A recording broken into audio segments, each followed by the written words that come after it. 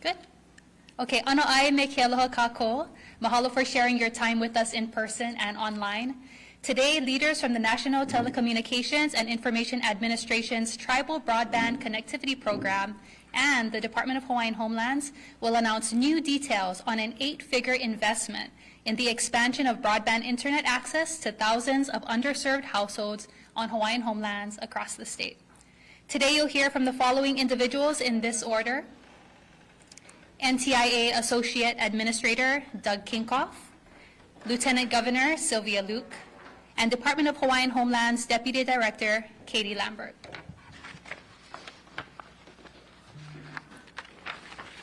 Facilitated media questions and answers will promptly follow the close of remarks. Without further ado, it is my privilege to introduce Associate Administrator Doug Kinkoff. Good morning. Thank you for having us today. Beautiful island. It's been a great few days to spend time here. I was saying earlier, this is my 50th state, so I saved the best for last, it looks like, so thank you. Today marks a historic moment, not just for those of us here today, but for the future generations of Native Hawaiians. The Tribal Broadband Connectivity Program Award to the Department of the Hawaiian Homelands will bring high-speed, reliable internet service to areas that have long been without connectivity. The project goes beyond merely laying fiber to the homes. It's about connecting people, closing gaps, and opening new doors for opportunity for Indigenous communities. For too long, Indigenous communities have been on the wrong side of the digital divide. Today, we take a major step in connecting that inequity. High-speed internet is essential in the modern world. It enables access to healthcare services through telemedicine, participation in online education, and opportunities for running businesses and working from home. This infrastructure will be critical for advancing all of these services. Today, we announce a $72 million project to the Department of Homeland for bringing reliable broadband connectivity. But it does more than just bringing connectivity to the homes. It also brings empowerment. Reliable broadband opens doors to new opportunities for job creation, entrepreneurship, and economic growth within the community. Local businesses will have the ability to expand their reach. New industries will emerge, rooted in the unique strengths and talents of the people here. The project is a testament for what is to come. The availability of these services will not only improve the quality of life, but it will also provide critical resources for public health and education. The Department of Hawaiian Homelands designed this broadband infrastructure project with sustainability and future readiness in mind, ensuring that it can adapt to the homeland's evolving digital needs over time. Our shared goal is not just to bring connectivity today, but to build a foundation of continued growth and innovation for the years to come. I want to express my gratitude to the Department of Hawaiian Homelands, the Chairman, Deputy Chair, Jaren Tengan, and local officials and community members who have made this project possible. It is your vision and dedication that has brought us to this moment. As we look forward, we see more connected, vibrant, empowered communities that are ready to thrive in the digital age. As Associate Administrator, I am proud to be working on this critical program to ensure we increase high-speed internet across and provide access for Native Hawaiian households. The Tribal Broadband Connectivity program that we developed in NTIA is made up of Native-led and Native-staffed tribal broadband and nation-to-nation connectivity members. It is designed specifically to create a new model for the unique federal relationships that we have with the Department of Hawaiian Homeland, one that stresses partnership, mutual respect, and shared success. So congratulations on the new award, $72 million. And with that, I'd just like to turn it back over to Diamond. Thank you. Mahalo, Associate Administrator Kinkoff. At this time, I'd like to introduce Lieutenant Governor Sylvia Luke. Good morning and aloha. Mahalo for being here.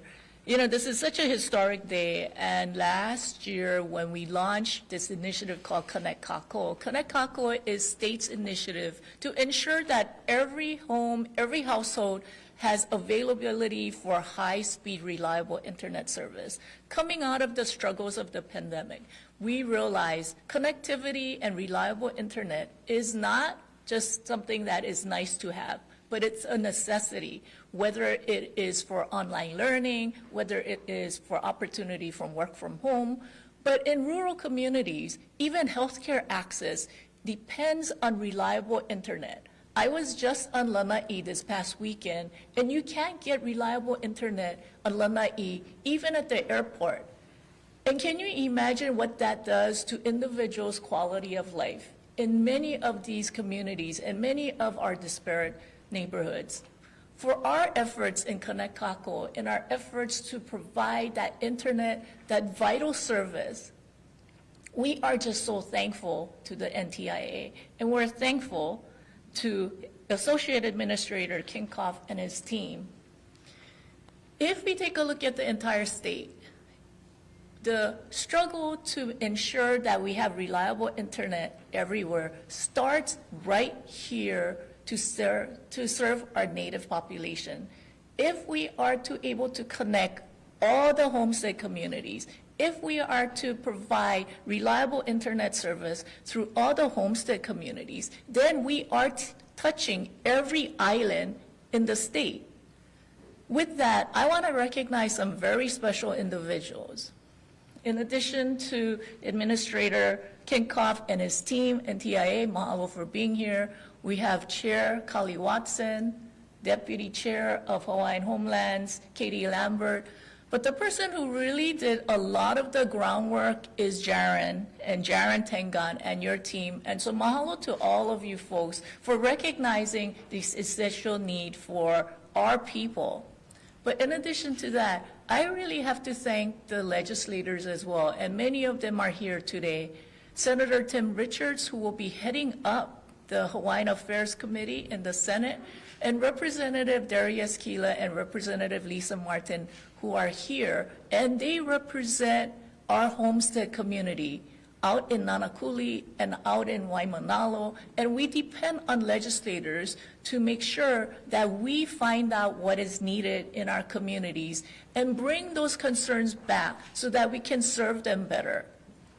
Lastly, I really want to thank the congressional delegation, and many of them are here. Their staff are here representing their office. We have Senator Brian Schatz, Senator Mazie Hirono, Congressman Ed Case, and Congresswoman Jill Takuda. Your work in ensuring that we have the funding necessary to serve our people was so vital.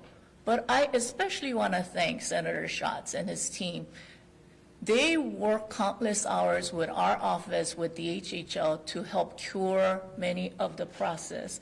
And for many of us, including the NTIA, this was a new process. And for us to be able to spend that type of time, and for NTIA to fly here on a regular basis to work with the DHHL team to ensure that we best utilize close to $90 million in federal funds to serve our community, it just makes us really grateful that you took the time to be here and work with our team. And because of all the collaborative effort by each and every one of you in this very room, and all the work by the beneficiaries as well in participating, providing feedback, that we are the first in the nation to receive the NTIA award. I don't know if that's true, but I'm just going to say that. We are the first, and basically we struggle. We struggle to get the initial funding to be able to get the entire funding of $89 million. This is a testament to the teamwork. This is a testament to what we have done together. And before I end, this is a team. This is a team of folks who care about people, who care about individuals, who make sure that essential services are given to each and every one of our citizens. And with that, Garrett Yoshimi from UH has been instrumental in providing technical assistance, in providing that connection with all the different departments. So mahalo also for being here. And with that, I can't thank you enough for being here. I can't thank your team enough for the work that you have done in working with our department. And I can't thank Kali Watson and his team enough for what we are about to accomplish with this significant amount of funding. So mahalo to all of you.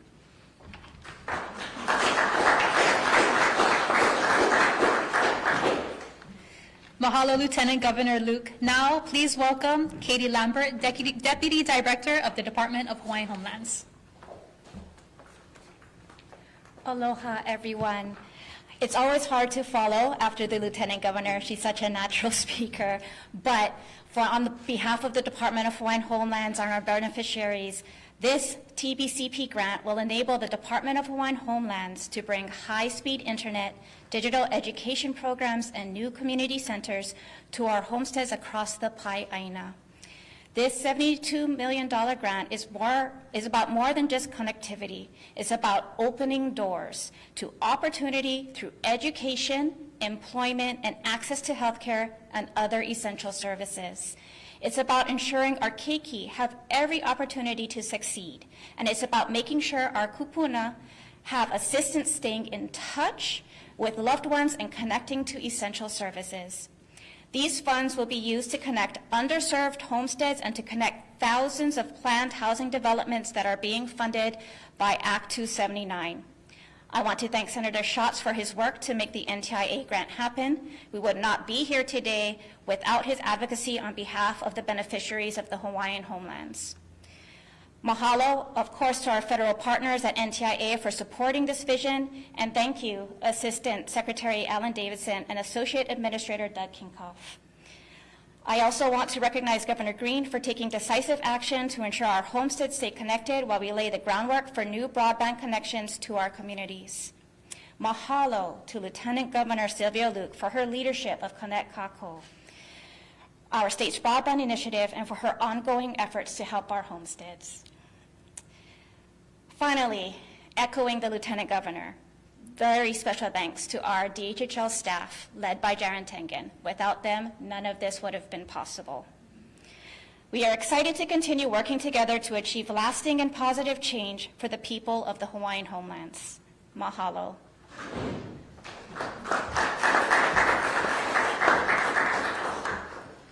Okay, mahalo, Deputy Director Lambert. We will now open the floor to any questions from our media partners. Ashley Mizio, Hawaii Public Radio. Yeah, I'm wondering how long the state has to spend these funds, and then what areas might be impacted first. Sure. Oh yeah, please join me. Thank you.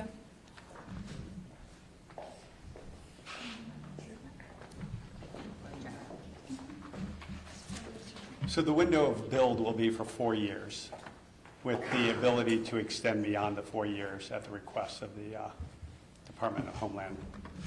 So, And then, do you guys have any order of which projects are going to be targeted first, or what particular areas? Turn it over to Jared. Hi, good morning.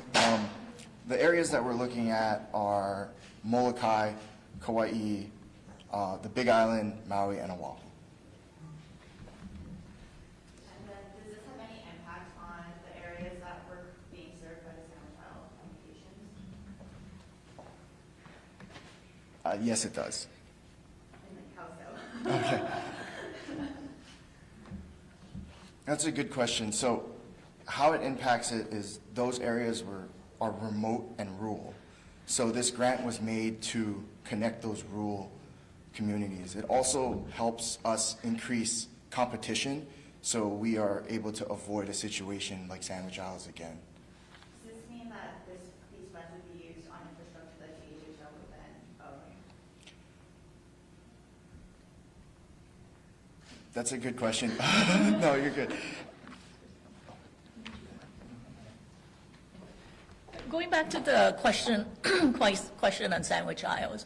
The sandwich aisles infrastructure, part of it was copper, or it was old infrastructure. And even the infrastructures that we have, whether it's the incumbent carriers by Spectrum and Hawaiian Tel, they are trying to change from copper, which is basically a telephone line, to internet service. And I think, that's something that all the incumbent carriers, not just here locally, but in the national scene, that's what they're trying to do.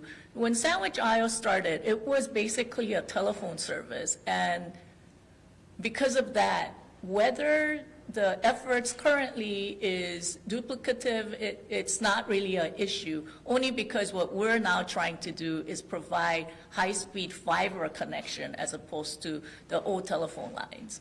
And then the second question, what was the second question? Oh, whether it's the ownership. So that's a similar question to what we are doing on a statewide level, thanks to the efforts of Jared Yoshimi and the University of Hawaii. We have an effort to connect all the islands. Because we're an island state, which is very unique, unlike the other 48 contiguous states or Alaska, our islands themselves have to be connected with each other. So we are working with the University of Hawaii and a private partnership to connect the islands. That in itself, the state of Hawaii will provide, the state of Hawaii will have some ownership. And in this situation, that is also a discussion that we will be having with DHHL. Any further questions or media inquiries? No? You sure? Okay. Well, seeing none, we just want to thank you and mahalo everyone for your participation today. This concludes our program. Mahalo and aloha.